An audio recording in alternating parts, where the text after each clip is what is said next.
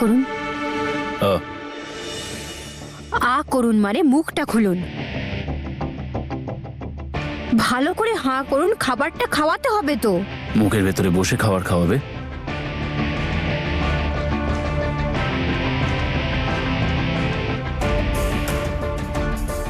ভুল হয়ে গেছে, কিন্তু কাল থেকে আর হবে না। কালকে থেকে আপনি নিজে খাবার খাবেন, তারপরে নিজেই ওষুধ লাগাবেন। আপাতত তুমিই খাবারটা খাইয়ে দাও, কারণ কালকের অপেক্ষা আমি করব না। তুমি যদি এখনই আমাকে খাবারটা না খাওয়াও, আমি এক্ষুনি এটা তোমার সারা মুখে লাগিয়ে দেব।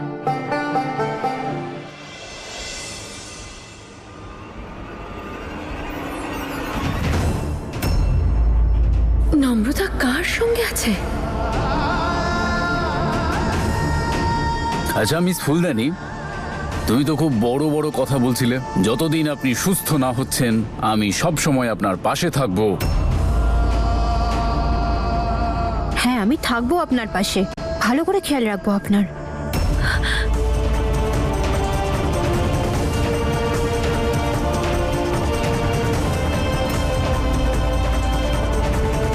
এবার কি রুটি না ভাত?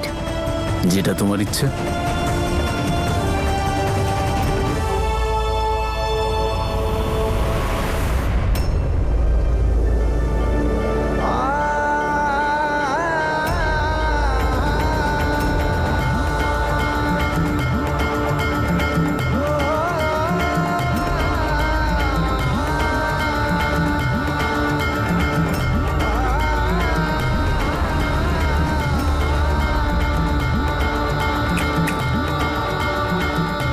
একটা কথা বলো, এই খাবারটা তোমার বানানো? আমি 1 মিনিটে আসছি। আরে হ্যালো, আরে আমাকে খাবারটা কে খাওয়াবে?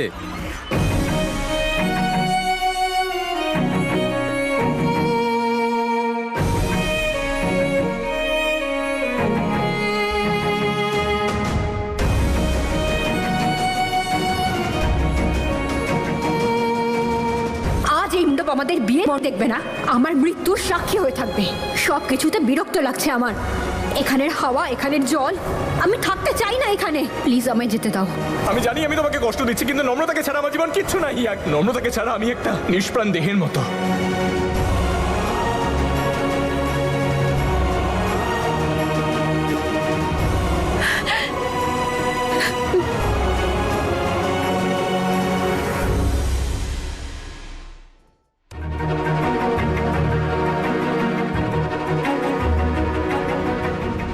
আজ এই যন্ত্রণা আমি সারা জীবনের মতন শেষ করে দেবো। এই যন্ত্রণা শেষ করার আর অন্য কোনো রাস্তা নেই। তুই যদি আসল বিষ দেখতে চাস না, আমায় কামড়ে দেখ। এটা কোনো সাধারণ বিষ না, নম্রতার দেওয়া বিষ। আমার গোটা জীবনটা বিষাক্ত করে চলে গেল। না না না নম্রতা, না না, তুই হিয়ার সামনে কিছুতেই ভেঙে পড়তে পারিস না।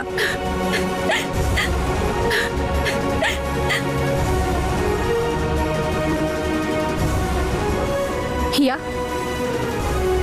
তুই এখানে কি করছিস?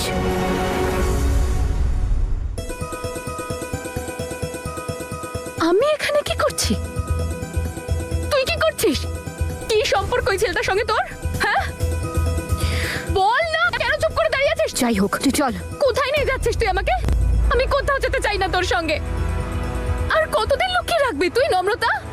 তুই কি ভেবেছিলিস যে কেউ কোনোদিন কিছু জানতে পারবে না? তুই জানিস আমি সারাটা রাস্তা এটা ভাবতে ভাবতে এসেছি যে কি করে আমি নম্রতাকে ফেস করব, কি করে বলবো ওকে যে সবার প্রেসারে আমি ঈশানকে বিয়ে করে নিয়েছি। কিন্তু এখানে এসে তো দেখছি তুই তোর নতুন জীবন নিয়ে ভালোই ব্যস্ত, তাও আবার অন্য একটা ছেলের সঙ্গে। আমার তো সেদিনই বুঝে যাওয়া উচিত ছিল যে তুই হঠাৎ মণ্ডপ ছেড়ে পালালি কেন। তুই তো পালিয়ে এই ছেলেটার কাছে আসতে চেয়েছিলিস। তুই ঈশানকে এই ছেলেটার জন্য ছেড়ে চলে এসেছিস না? হ্যাঁ বল বল, এই ছেলেটার জন্য ছেড়ে এসেছিস তুই ঈশানকে? বল। হয়েছে তোর যা বলার ছিল, হয়ে গেছে না বাকি আছে? কারণ যদি হয়ে গিয়ে থাকে তাহলে জাস্ট গেট আউট। কি পেয়ে গেছিস তো তুই তোর সব প্রশ্নের উত্তর? যা দেখার ছিল দেখে নিয়েছিস, আর যা বোঝার বুঝেও নিয়েছিস। তাহলে দাঁড়িয়ে আছিস কেন? যা না। আর একটা কথা মনে রাখ, গিয়ে সবাইকে সত্যিটা বলে দিবি। কারণ আমার কোনো যায় আসে না।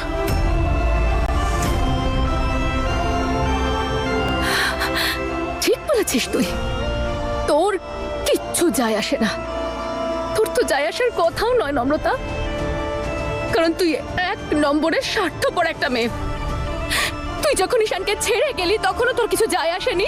তোর তখনও যায় আসেনি যখন দাদু দিদা তোর সামনে ভিক্ষে চাইছিল। তোর তখনও যায় আসেনি যখন রেণুকা আন্টি তার ছেলের জন্য তোর কাছে ভিক্ষে চেয়েছিল। আরে তোর তো তখনও যায় আসেনি যখন ঈশান নিজে তোর কাছে ভিক্ষে চেয়েছিল। আর তোর এটা জেনেও কিচ্ছু যায় আসবে না যে ঈশান আর আমি বিবাহিত হওয়ার সত্ত্বেও আজও স্বামী স্ত্রী হয়ে উঠতে পারিনি।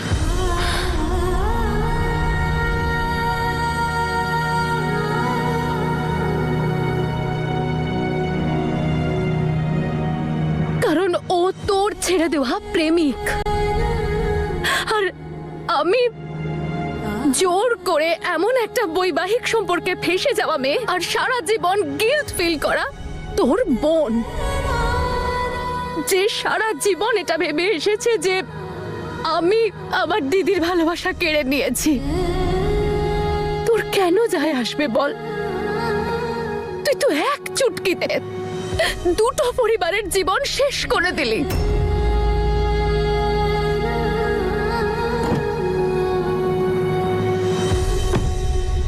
এই ড্রেসটা দেখেছিস? এটা ঈশান তোর জন্য এনেছিল, তোর বউ ভাতের দিনে পরবি বলে, আর এটা আমি ভুল করে পরে নিয়েছিলাম। আর এই ড্রেসটা পরে আমাকে দেখে ঈশান প্রচন্ড রেগে গেছে। তোমার সাহস কি করে হলো এই ড্রেসটা পরার? কি মনে হয় তোমার তুমি নম্রতার মতো সাজলেও ড্রেস পরে নিলে আমি খুশি হয়ে যাব? যেন ওর যন্ত্রণাটাকে আমি দ্বিগুণ করে দিয়েছিলাম, কারণ এই ড্রেসটাই ও শুধু তোকে খুঁজে বেড়াচ্ছিল। যদি ঈশান এখানে থাকতো তাহলে দেখতে পেত যে তোর কাছে তোর কষ্ট, ওর যন্ত্রণা, ওর চোখের জলের কোনো ভ্যালুই নেই। তুই তো এখানে তোর নতুন জীবন সাজাতে ব্যস্ত হয়ে পড়েছিস। সত্যি সত্যি বল তো আমাকে, ঈশানের কথা তোর মনে পড়ে?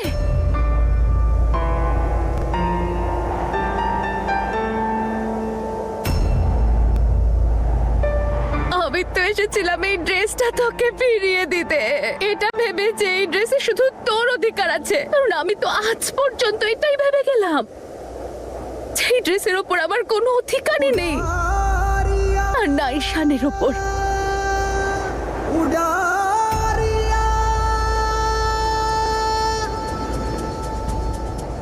কিন্তু এবার যদি আমি তোকে এই ড্রেসটা ছুঁতে দিই তাহলে ঈশানকে অপমান করা হবে, ওর ফিলিংসটাকে অপমান করা হবে, যেটা আমি হতে দেব না।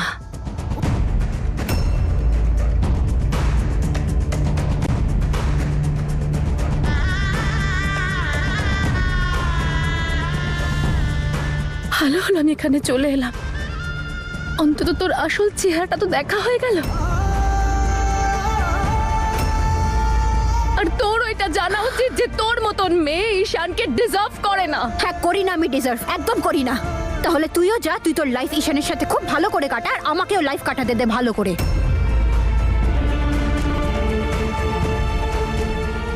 আর কত পরীক্ষা দেবে এই মেয়েটা, আর কতই বা ত্যাগ করবে ও।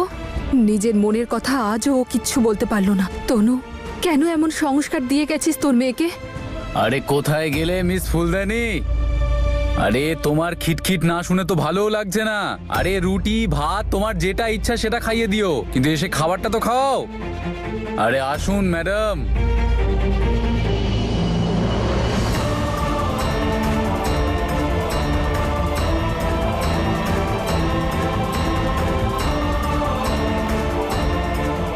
আর হ্যাঁ, আরেকটা কথা, কাউকে এই কথাটা বলিস না যে আমি কোথায় আছি, কারণ আমি আমার লাইফে মুভ অন করে গেছি। আর তুইও তোর লাইফে মুভ অন কর, আর ঈশানের সাথে খুব ভালোভাবে জীবন কাটা। হ্যালো দাদু। ইয়ার দাদু রেডি হয়ে গেছে ঈশান। হ্যাঁ, আর তোমাদের সব ডান্স স্টেপ মনে আছে তো, যেটা আমি তোমাদের শিখিয়েছিলাম? তোমরা রিহার্সাল করেছিলে তো? আরে বাবা, সবার সবকিছু মনে আছে, তুমি খালি দেখে নিও যে আমরা সবাই মিলে কি দারুণ নাচ নাচবো। ব্যাস, এতেই হবে। ঠিক আছে, তোমরা তাড়াতাড়ি এসো, কিন্তু এমন যেন না হয় তোমরা আসার আগে হিয়া এসে গেল। ঠিক আছে ঠিক আছে, আমরা এখনই বেরিয়ে পড়ছি। হ্যাঁ হ্যাঁ, ঠিক আছে। চলো চলো। কি ব্যাপার, সবাই রেডি তো? তাহলে যাওয়া যাক। আরে দাদু, আমি হিয়ার জন্য গিফট অর্ডার করেছিলাম, সেটা তো এখনো এলোই না। দেখো আরে তোমরা একটা কাজ করো, তোমরা যাও, গিফটটা এক্ষুনি চলে আসবে, আমি নিয়ে চলে যাব। না মা, তুই একা কি করে থাকবি? এক কাজ করি, আমি তোর সঙ্গে থেকে যাই। আরে না দিদা, আমি চলে আসবো, তুমি যাও। চলো সবাই। সাবধানে থাকিস।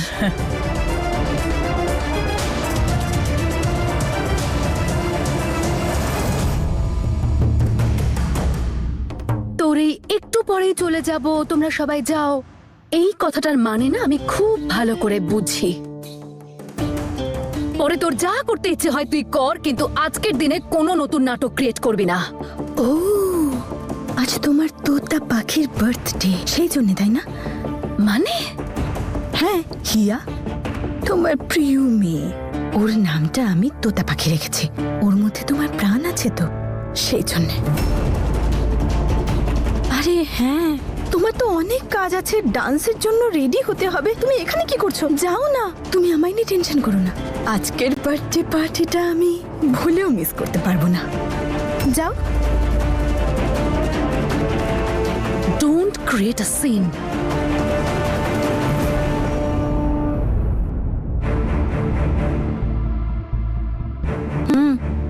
কি চলছে ওখানে? এখান থেকে সবাই বেরিয়ে গেছে। এখানেও নাটকের ফুল প্রিপারেশন চলছে। ঈশানের ইশারায় সবাই নাচছে, কিন্তু আমরা নাচবো না। Of course not. আমরা নিজেদের গানে নাচবো, নিজেদের সেলিব্রেশনে। রাইট বললু? অ্যাবসলিউটলি। আপনি যান, আমি ওখানে দেখা করছি।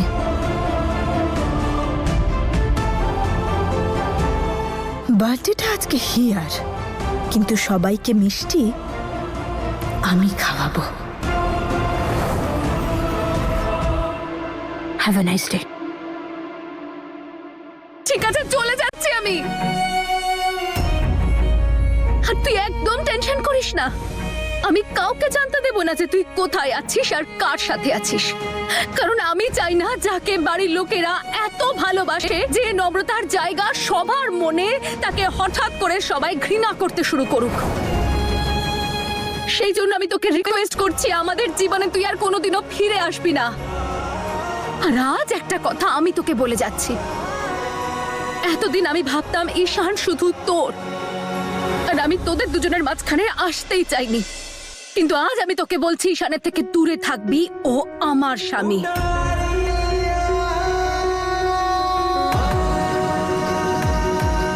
আমি তোর সামনে হাত জোড় করছি নম্রতা, প্লিজ তুই আমাদের লাইফে আর কোনো দিনও ফিরে আসিস না। কারণ আর আমি তোকে ঈশানের ফিলিংস গুলো নিয়ে কিছুতেই খেলা করতে দেব না।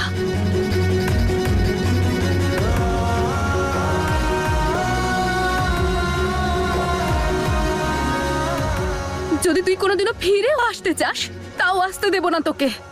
पास जितने उतने ही दूर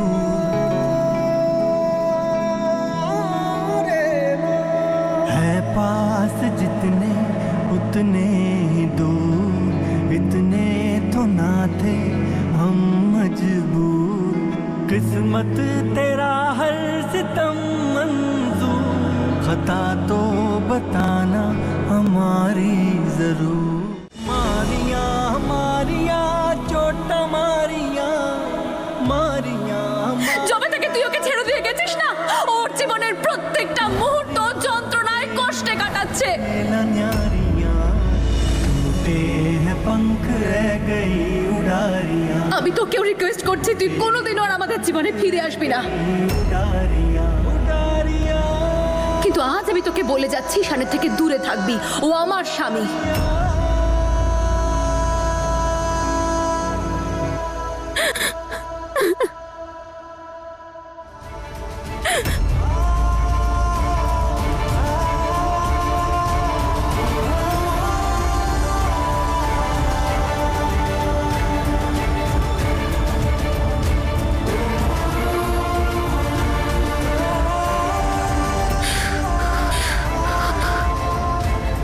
কেন করলি তুই এরকমটা? হ্যাঁ, আজকে হিয়া এসেছে, কালকে ঈশান এসে যেত। ওদের দুজনের জীবন থেকে তো বেরিয়ে গেছি, ওদের মন থেকে বেরোনোটাও খুব দরকার ছিল, নাহলে ওরা দুজন কোনো দিন এক হতে পারতো না।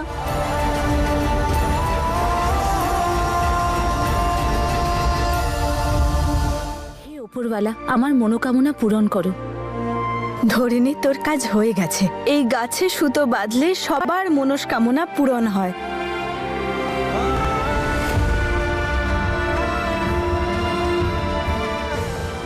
মা, যাও গে সুতো বাঁধো, তোমার মনোবাঞ্ছা অবশ্যই পূরণ হবে।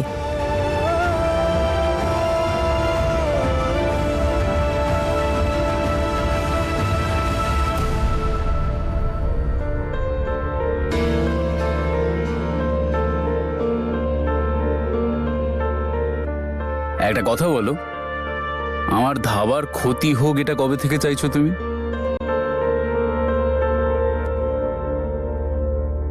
মনে হচ্ছে তোমার মন বসে গেছে এখানে। কিছু গল্প অতীতে অসম্পূর্ণ থেকে গেছে। কিছু গল্প অসম্পূর্ণ থেকেই পূর্ণতা পায়। হ্যাঁ, আর কখনো কখনো মানুষের একটা নতুন গল্প গড়ার শখ তো হয়।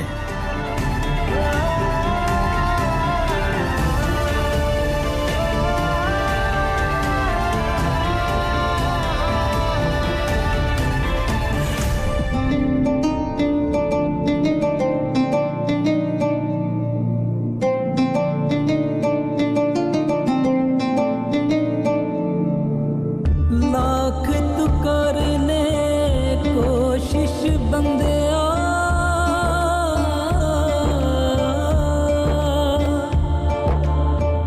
लाख तू कर ले कोशिश बंदे लाख लगा ले जोर तेरे सोचे कुछ नहीं होना जे किस्मत चे लिखिया कुछ हो रब के हाथ में डोर है सबकी सबको वही संभाले रब के खेल समझ नहीं आने रब के खेल निराले रब के हाथ में डोर है सबकी सबको वही संभाले रब के खेल समझ नहीं आने আমি হ্যাঁ ঈশান, আরে পার্লারে এসেছি তো, টাইম তো লাগবেই। তুমি তো বলেছিলে সময় নিয়ে রেডি হও, সুন্দর করে সেজে গুজে এসো। এবার একটু দেরি হচ্ছে, তাড়াতাড়ি এসো তাড়াতাড়ি এসো। কেন বলেছিলে তাহলে দেরি করে এসো? আরে ওই তোমার আমি বলতে চাইছিলাম যে অদ্ভুত তো একজন হাজবেন্ড নিজের বিউটিফুল ওয়াইফকে আর একটু বিউটিফুল হওয়ার কথা বলতে পারে না? হ্যাঁ, এতে প্রবলেম কি? আর একটু বেশি সুন্দর? আস্তে আস্তে চুপ চুপ। হ্যাঁ বলতেই পারে, কিন্তু শাস্ত্রে না এটাকে লোভ বলা হয়। তুমি আর একটু লেট করে এলে না, শাস্ত্রে সেটাকে অত্যাচার বলা হয়েছে। তাই তাড়াতাড়ি এসো, আই এম ওয়েটিং। আসছি, বাই বাই। শাস্ত্রে হ্যাঁ,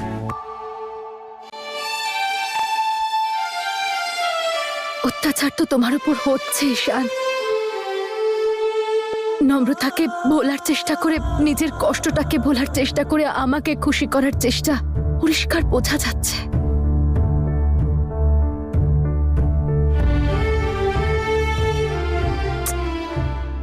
না না না না না হিয়া, তুই এভাবে কান্নাকাটি করে ঈশানের চেষ্টাটাকে নষ্ট করতে পারিস না। উল্টে তোকে ওর পাশে থাকতে হবে।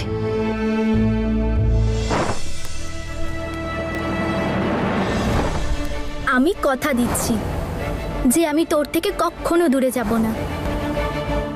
এবার আমি তোকে বলে দিচ্ছি, তুই ঈশানের থেকে দূরে থাকবি। ও আমার স্বামী। প্লিজ তুই আমাদের জীবনে আর কোনোদিনও ফিরে আসবি না। তোর কি সব বলা হয়ে গেছে না বাকি আছে কিছু? যদি সব বলা হয়ে যায় তাহলে গেট আউট।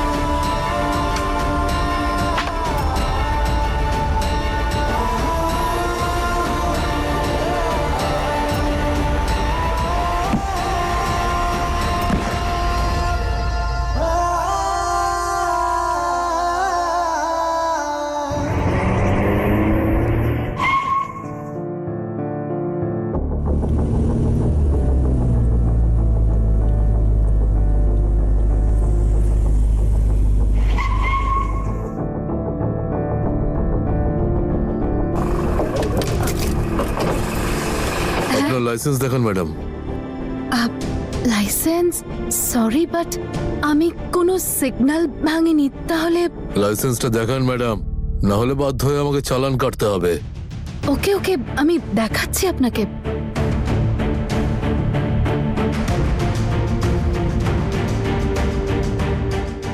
এই যে,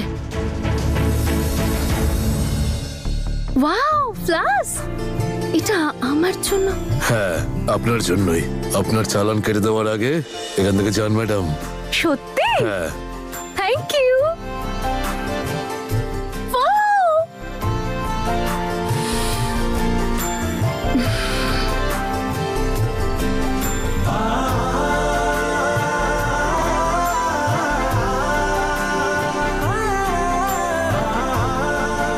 আরে বাই শান, তুমি তো একদম আমার মতো করে ভাবতে শিখে গেছো।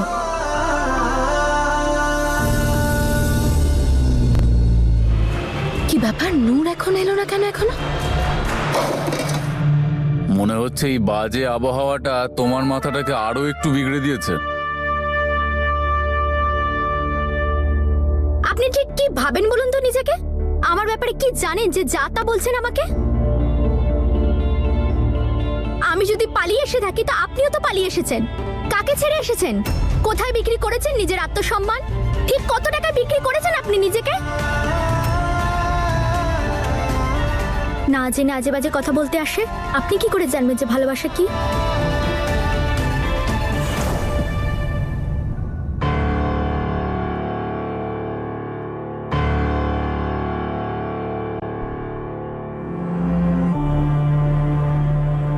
শুধু রোজ? এই রোজে রোজ রোজ মন ভরে না সর্বরাজ। লাইফে না একটা ফিল, একটা কিক থাকা উচিত, যেটা শুধুমাত্র এক্সপেন্সিভ গিফটেই পাওয়া যায়, যা তুমি অ্যাফোর্ড করতে পারবে না।